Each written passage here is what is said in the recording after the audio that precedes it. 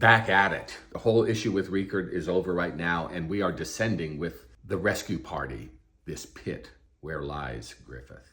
And on the way down, we get a little bit of a history lesson from Sweet Charlotte, who tells them a lot, maybe too much. Maybe it should have been hush hush, Sweet Charlotte.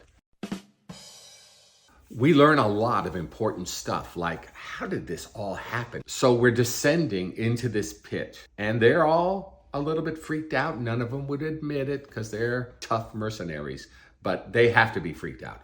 They have to be, because I was freaked out. Down they go. Charlotte, who's a sharp little gal, gives them the history lesson she received about this whole thing. It's really fascinating.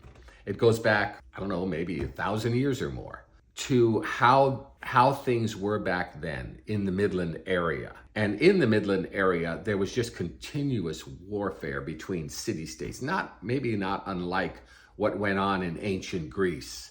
You know, the Spartans, the Athenians, whatever. They were all constantly battling before they united. As always, if warring factions unite, it's because of the presence of some one leader. And we are introduced to a guy from the outside, who knows what his name is? Berserk. He comes, and basically by his authority and power as a leader and as a fighter, he defeats all of them and he takes over this Midland area. But it's not like the terror diminishes, because he's still a warrior who, by the way, dons a helmet of a skull before engaging the enemies, which are legion, apparently. And this goes on and on with him as the head of this Midland area, to the point where God sees that there is just too much death and destruction. What does he do? He sends 5 angelic beings to put the squash on Skull King. Yeah, Skull King, who I believe is going to become, who is Skull Boy. These 5 death angels are so powerful that Skull King has no defense against them. They win, if you will. Not unlike what occurred in ancient Egypt, when God sent a death angel as the last plague to what I think were the evil Egyptians back then. In one night, really defeated them. Well, 5 angels did the same thing. And we see that Skullboy just sort of disappears.